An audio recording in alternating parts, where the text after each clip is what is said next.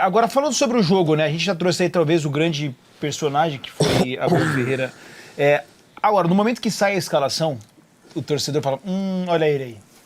É o torcedor chato, né? O torcedor que acorda, que come um potinho, fala, olha o homem aí querendo inventar. Sousa, pelo lado esquerdo. Eu vou te falar, mano. Assim, É uma escalação que você foge muito do padrão que se imagina pro jogo, assim.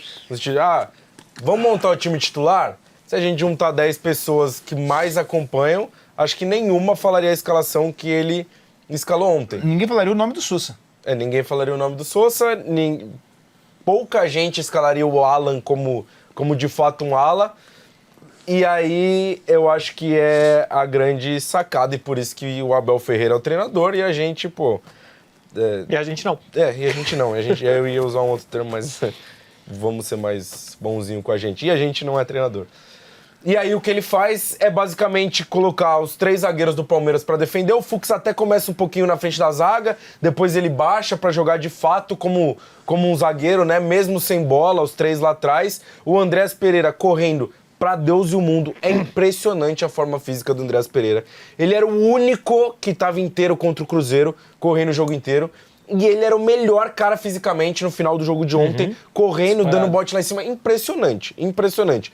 Correndo o jogo inteiro. E aí ele dá o corredor pro Alan ser muito incisivo, e muita gente até pensava que ele poderia ser uma opção pro segundo tempo pra pegar de fato a LDU cansada, mas o Alan conseguiu fazer isso desde o primeiro minuto, e aí a gente imaginava, parece que em determinado momento do jogo o Alan ia cansar. E não cansou. Em momento nenhum do jogo ele cansou. Era passada larga e fez um jogo absurdo. A atuação do Alan ontem não teve nenhum moleque da base, nenhum. Gabriel Jesus, Hendrick, Estevão, nenhum desses caras Luiz teve uma atuação como teve o Alan ontem em um jogo de Libertadores.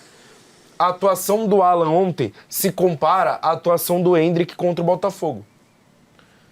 É uma reviravolta diferente dentro do mesmo jogo do Hendrick, mas ontem o Alan colocou o jogo no bolso. O Palmeiras driblou 14 vezes, 10 o Alan. Então, ele acertou 10 de 13 ele ganhou dribles. todas. Pra fechar uma defesa, pra abrir uma defesa tão fechada. Eu não lembro ele errando nenhum drible. Não lembro, perdendo Vocês bola. ouviram... Você estava no estádio, né? Tava. Vocês ouviram a entrevista do Abel quando ele chegou ao jogo? Você ouviu? Você ouviu? Não. Quando ele tem Quando ele chega, você tem, por uma questão contratual, a obrigação de falar lá com a geração da Conmebol. Cara, na hora que eu vi ele falando, não me chamou muita atenção. Depois que o jogo acabou, eu fiz questão de voltar na timeline lá no app pra ver se era aquilo mesmo. Pega depois. O que o Abel fala no pré-jogo, se você cortar e botar assim, olha o que o Abel falou no pós-jogo, encaixa perfeitamente. Encaixa assim, é um troço inacreditável. Que quem vai dizer que foi pacto, que foi sorte, ele falou antes do jogo exatamente o que foi o jogo. Ele diz, eu vou abrir o campo, eu vou botar os alas bem abertos para abrir o campo, porque eu preciso alargar a última linha de 5 da LDU. E quando eu alargar a última linha de 5, eu quero aproveitar o espaço que gerar entre os defensores. E aí eu vou poder gerar cruzamento, gerar superioridade na área ou batida de fora da área.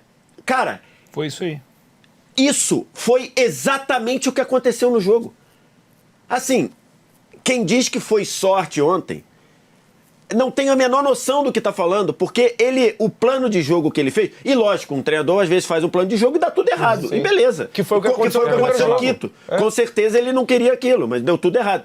Ontem, o plano de jogo dele deu perfeitamente certo. Sim. Perfeitamente. Então, assim, chama muita atenção. Foi exatamente isso que aconteceu. Ele botou Alan de um lado, Piquerez do outro. Os dois jogadores de dentro, Maurício e Sousa. Ele abriu o Sousa e o Piquerez por dentro.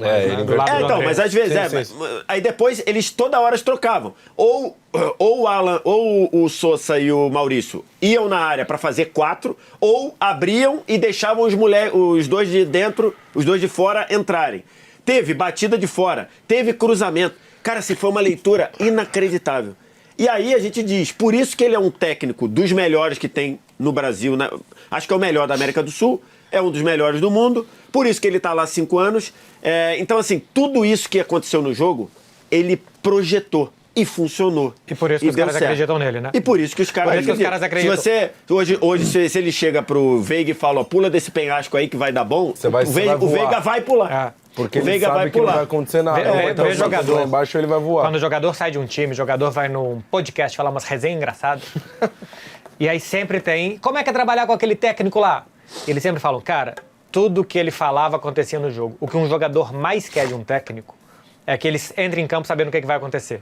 Eles se sentem muito confortáveis quando que eles treinaram. Então, o que acontece dentro de campo. Então, quando você vê um jogo assim, que o técnico prepara tão bem o jogo, inclusive a bola parada, né? O segundo gol também é preparado, porque podia ter falta intermediária, e o segundo gol também é preparado, porque todo mundo vai como se fosse para a direita, né? Porque era uma falta lateralizada pela esquerda. E no que o Andrés dá o passe por dentro, o outro lado sobra, e aí sobra para o Vitor chegar mais rápido do que o zagueiro cabecear para dentro da área. Tudo é preparado, inclusive a bola parada. Ele preparou o jogo muito bem ontem. Eu acho que em algum momento o Palmeiras era super excitado de recuperar energia e tal, e precipitava na entrada da área. As jogadas, até certo ponto, você precisa estar super excitado. E depois de um certo ponto, você precisa de calma. Tô te falando para você depois lembrar. Tá, perfeito, tô anotando. Depois de um certo ponto, você precisa de calma, você precisa terminar bem. E aí eu acho que o Palmeiras terminava apressado demais. Sim. E a entrada do Veiga também dá esse pontinho de calma pro time, tanto que o passe dele pro Vitor, depois dele chegar de segunda linha e tal. Outro ponto, né? No momento que tava baixando um pouquinho Sousa e Maurício, ele já pegou, pum, trocou. No momento. Porque acho que ele imaginou isso botou, também. Em algum momento a gente não vai conseguir correr tanto. Exatamente, em algum momento esse cara vai. E aí, só pra falar, só pra fechar, o Caio, muito corajoso, né? Ele botou um jogo, só o André. Ele jogou na prática num 3-1-4-2. Sim. Ele jogou, porque o Andrés era o único volante e tava marcando a largura. Marcando, nem marcou, precisava, porque o DDU não fez muita coisa. Mas ele tava recuperando bola na largura toda do campo. E o Andrés é um cara que valoriza a posse acelerando na medida certa, né? Ele fez o grande jogo dele no Palmeiras. O grande jogo. O Andrés, é que o Alan foi disparado melhor em campo. Acho que até a nomenclatura que a Conmebol usa é muito boa. Herói. Hero, né? Porque o Veiga foi o herói. Mas ele não foi o melhor. O melhor em campo foi o Alan. Mas o Andrés fez um jogaço. Acho que ontem também foi muito importante o Fux, porque com o Andrés, o único, a saída de bola, às vezes, os caras marcavam os zagueiros e alguém colava no Andrés, ficava muito difícil. E a quantidade de vezes que o Fux conseguiu atravessar a bola até o Piquerez, que recuava um pouquinho para ser um segundo, isso quebrava o time da LDU e a partir dali o Palmeiras atacava com vento na cara, tanto que só saía da direita para a esquerda. Porque do outro lado o Murilo não consegue fazer esse passe para o Maurício que podia baixar. E um outro detalhe também, né? Geralmente, e tinha sido assim nos últimos jogos, o Fux baixava no meio, para fazer a saída no meio. Só que teve muita dificuldade, principalmente contra o Cruzeiro, que Matheus Pereira ou Caio Jorge travavam, deixava o Gomes jogar pela direita, e aí, para sair uma jogada trabalhada pelo chão com o Gomes é muito mais difícil. Então ontem ele coloca o Fux pela direita para ter a saída de jogo pela direita, e o Abel já inverteu o zagueiro algumas vezes, inclusive na final da Libertadores de 2021, do nada ele começou a trocar o lado dos zagueiros e o Gomes começou a jogar pela direita e ele dá o passe do gol lá pro Mike, dá pro Veiga, enfim. O próprio jogo contra o Flamengo, né? Agora o segundo tempo, né? Então ele inverteu a quem pegava o Pedro e o jogo mudou completamente. O Gomes joga dos dois lados também, os zagueiros. Ele inverteu, quem tava pegando o Pedro era o Bruno Fux e no segundo tempo e aí conseguia fazer a saída com o Fux, que tem o passe muito bom. E aí sim, o Palmeiras começou a ficar muito precipitado em alguns momentos com o próprio Fux, que forçava uma bola ou outra, mas acho que ele tinha a carta branca para fazer isso, porque ele era o cara com mais qualidade, vem no jogo de frente. E o Sousa começou a forçar demais também, fim do primeiro tempo, começo do segundo. E aí eu acho que é por isso que o Sousa foi titular. Porque depois ele vem com o Felipe e com o Veiga, caras que são mais racionais, para você ter um pouquinho mais de controle. O Sousa é um cara mais intenso, sangue sul-americano, de mais intensidade, botando o pé lá na frente, e um cara mais que ia arrastar mesmo de 1 contra 1 do que o Felipe Anderson. E aí, pro começo de jogo, a pressão, que a gente falava muito, que o Palmeiras ia botar o pé lá em cima, funcionava melhor com o Sousa, que tem uma qualidade técnica pior, mas que tem uma caixa maior e um físico e uma intensidade maior do que o Felipe. E aí depois o Felipe entra, algumas pessoas até falaram que o Felipe sentiu E Acho que tem entrado burocrático. pode Felipe acontecer. Anderson. Tem armado muito Mas pouco. eu acho que o Felipe não teria entrado tanto tempo se ele tivesse sentido antes do jogo. Eu acho que foi mais uma opção do Abel mesmo. E aí o Felipe Anderson depois ele entra, até faz uma boa jogada, enfim. E o Veiga, faz a jogada, a bola do Vitor Roque é maravilhosa e ele faz o gol e depois chama a responsabilidade. Eu gostei faz o que gol. ontem o Vitor não queria terminar todas as jogadas. Ontem, várias vezes, ele joga pra ajudar o time. Ele toma uma muito má decisão no lance de 3 contra 1, né? Sim. Que eu acho, inclusive, que a pior decisão que ele toma é acelerar demais aquela jogada, porque o zagueiro da LDU vai tirando linha de passe no Flaco por um lado, e se ele Mas passa... ao mesmo tempo dando a linha de impedimento. Onde o zagueiro da LDU ficou, ele permitiu... Ele foi afundando, né? Então, ele ficou afundando, ele dava a chance do Vitor Roque de desacelerar. Se ele dá uma cadência, iam ter 2 aqui e ele ia estar com uma visão maior. Porque ele tá tapando...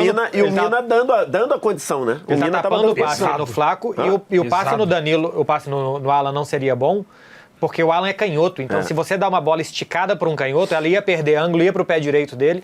Então, o que o Vitor tinha que fazer era desacelerar um pouco, para que se o cara fosse ver a referência dele e abrir as linhas de passe, e o que ele vai fazendo é ir fixando o zagueiro até o final, não acha a linha de passe e o cara tá pronto para bloquear ele.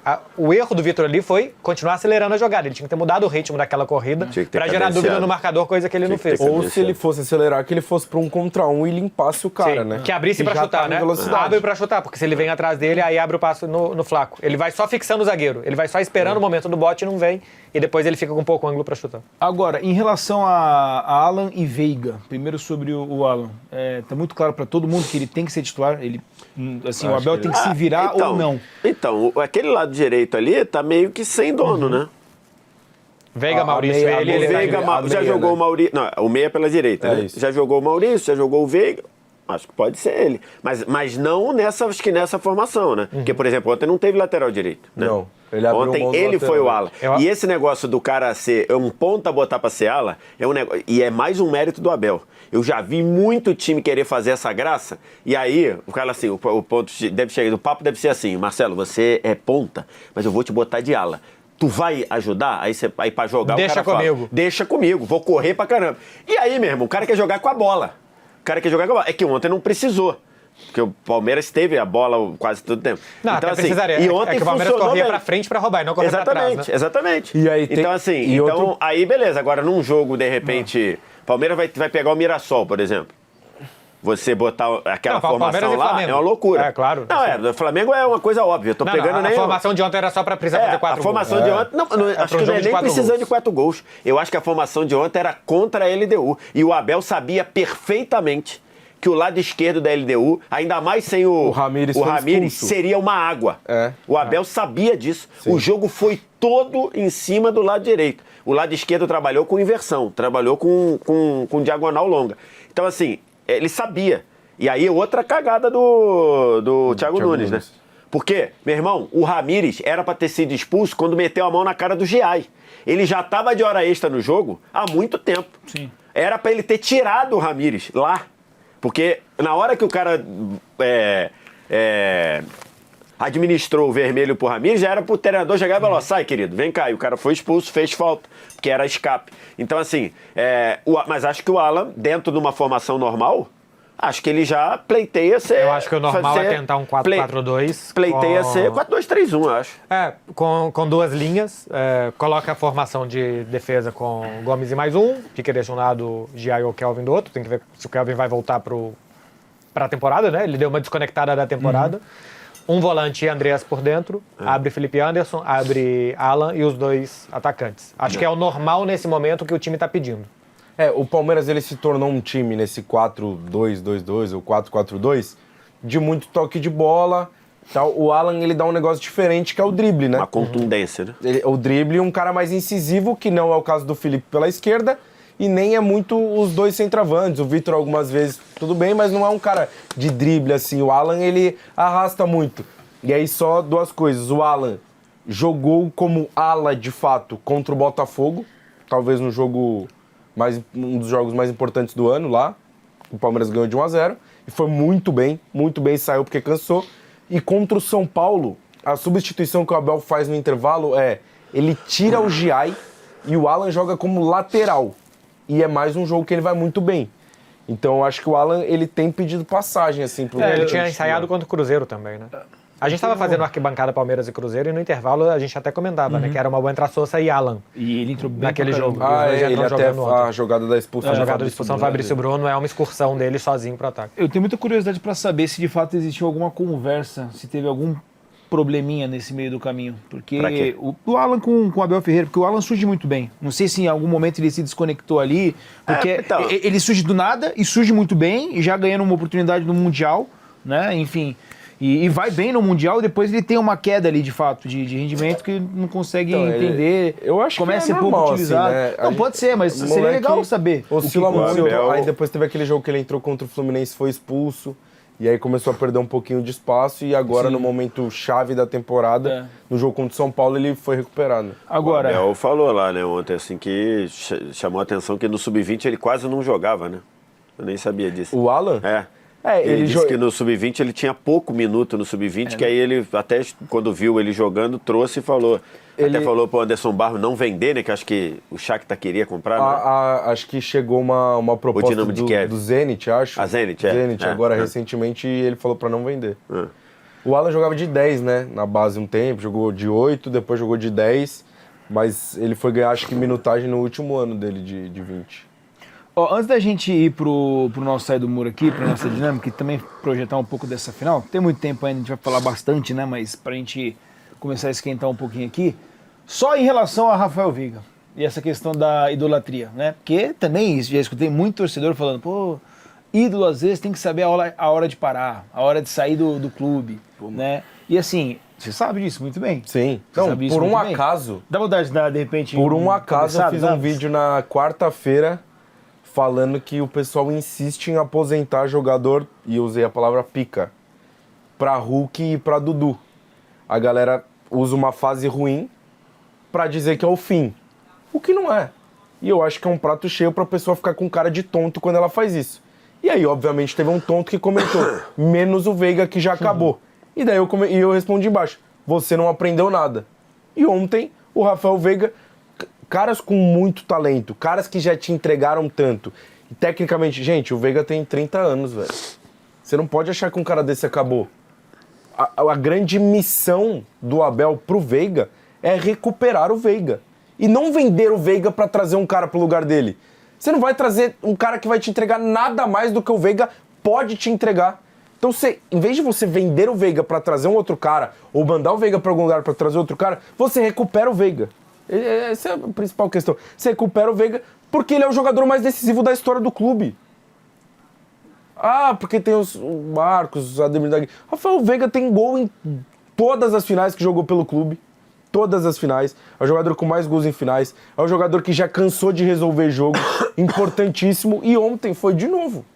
Então, assim, o principal ponto pro Palmeiras é aí. Acho que vai ganhar muito, porque acho que é o melhor meia pela direita que o Palmeiras tem, mas que ele não consegue entregar pelo momento que ele tem fisicamente. Não sei nem se é fisicamente, tecnicamente. Acho que tem uma questão de confiança muito grande e que pode ter voltado com o jogo de ontem, que é o Rafael Veiga é um excepcional jogador que já entregou tanto pelo Palmeiras. Você não abre mão de um cara assim. Você não abre mão. É burrice você abrir mão de um cara assim. Mas igual a gente estava falando do Abel e do cansaço, da exaustão de conseguir se recuperar para o jogador também não é fácil, né? Depois sim. de tanto tempo que ele continue toda hora motivado, toda hora bem, toda hora também não é fácil. Eu acho que por isso que ciclos de jogadores também se encerram nos clubes, por mais que seja o clube da vida dele, né? Ele é torcedor do Palmeiras e tal, a família toda de palmeirenses. Mas ainda assim, nem sempre é fácil ir mudando característica de time, mudando temporada e tal, e você se manter naquele nível.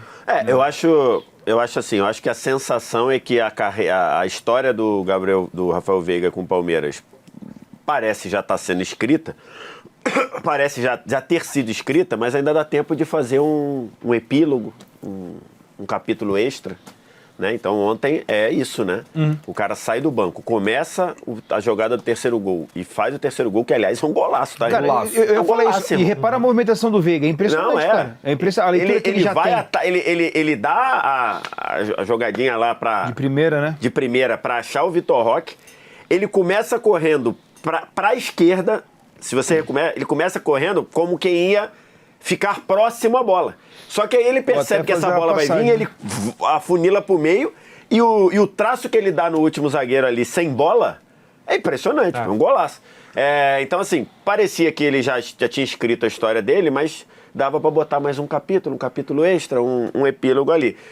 O Beckler sabe bem que o Barcelona teve problema com isso, né? De não... Saber a hora certa de não saber abrir a mão, hora né? de abrir mão ou deixar, e o Barcelona teve muito problema com isso, mas eu acho que o Palmeiras já fez isso, né? O Palmeiras já, entre aspas, não vou dizer que se livrou, que é muito deselegante, mas o Palmeiras já reciclou ou movimentou quando saiu o Rony, quando saiu o Dudu, Felipe Melo. quando saiu o Felipe Melo, quando uma galera foi saindo aí, Marcos Rocha. Rafael. Então, assim, acho que o Palmeiras fez isso. O Palmeiras deu essa oxigenada. Basicamente ficou o Everton, o Gomes e o Veiga. E o Piquerez. O Piquerez chegou um pouquinho depois, né? Porque antes era o Vinha e tudo. Então ficou basicamente essa galera. Então acho que ele já deu uma oxigenada ali. Sim. E aí depende um pouco do Veiga entender isso. E acho que o profissional Veiga, não o jogador, mas o profissional, a gente não tem o que falar. Não é um cara que tem ali, que é o artilheiro do Palmeiras no século, já fez gol em final de Libertadores, um dos maiores campeões, que vai pro banco e não arruma tumulto. Ou espera o momento, ou é substituído, ou vê o Abel jogar um pouquinho na conta dele, quando ele diz, eu pedi pro Veiga fazer um negócio, e aí dando a entender que ele não fez. Ele até falou ontem, né, que o Veiga ficou puto com ele. Mas internamente. Ele falou ontem que o Veiga ficou puto com ele por 2, 3 dias, mas que pais e filhos também ficam... Lógico. Então, assim, acho que isso aí depende do profissional também. Porque não é qualquer um que vai pro banco e entende que ele ainda pode ser útil, mas de uma maneira diferente. E aí ontem ele entrou para ser o herói. E também ainda bateu um pênalti pesado, né?